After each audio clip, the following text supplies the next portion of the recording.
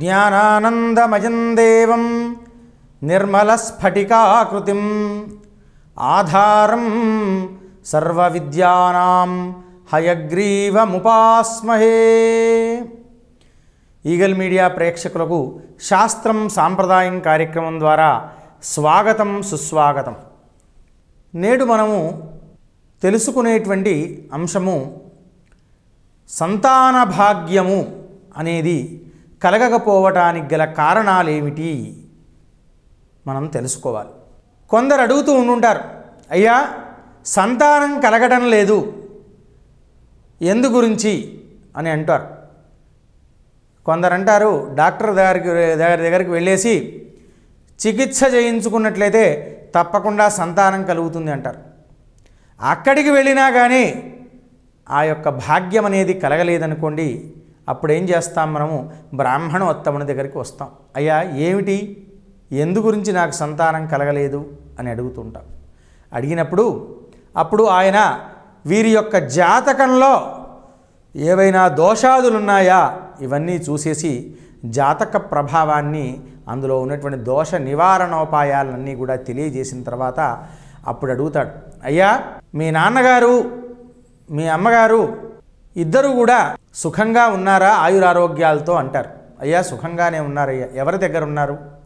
మా దగ్గరే ఉంటూ ఉంటారు. ప్రతి సంవత్సరం వారి తల్లిదండ్రులకు ఆబ్దిక కర్మ అనేది చేస్తూ ఉన్నారా లేదా అని అడుగుతారు. అంటే ఏమిటయ్యా అంటే, ప్రతి సంవత్సరం పెద్దలకు పితృదేవతలకు సంతృప్తి పరచడం, వారు పోయినటువంటి తిథి రోజు వారికి భోజనం పెట్టడం, వారికి పిండ ప్రదానం, దాన్నే శ్రాద్ధ కర్మ అంటుంటారు. ఇది చేస్తున్నారా లేదా అని అడుగుతారు. అడిగినప్పుడు వారు వెంటనే ఏమోనండి, దాదాపుగా నాకు బుద్ధి తెలిసినప్పటి నుండి ఇలాంటిది ఏమీ చేయడం లేదండి అని అన్నారు.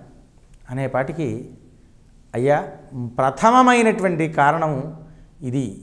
ఎప్పుడైతే పితృదేవతలకు అసంతృప్తులుగా ఉంచుతామో వారికి వంశవృద్ధి కలగదు అనేటువంటిది ధర్మశాస్త్రంలోనే చెప్పారు.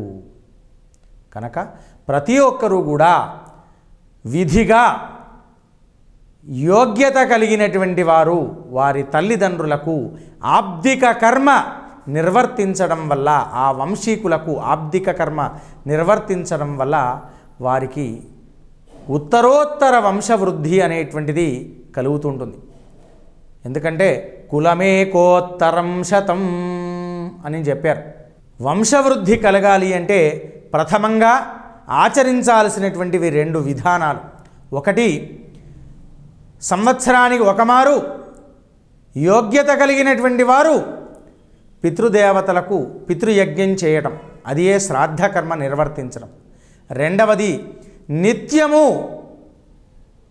సంధ్యా సమయంలో, అంటే ప్రాతకాలంలో మరియు సాయంకాలంలో సంధ్యా సమయంలో ఇంట్లో దేవతార్చన చెంత దీపారాధన చేయడం.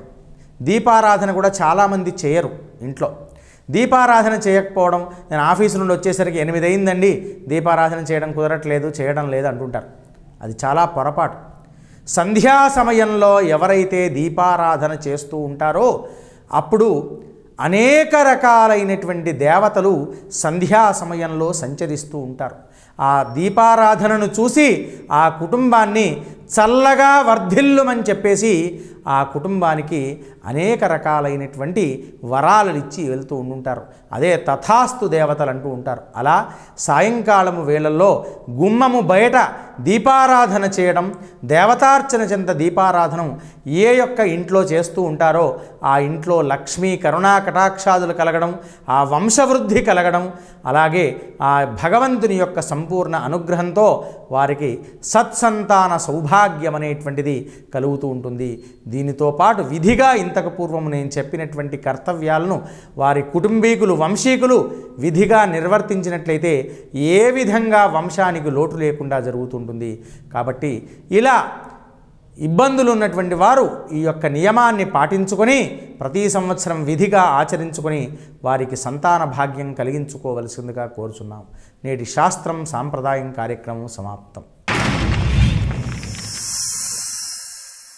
Like and subscribe Eagle Media Works.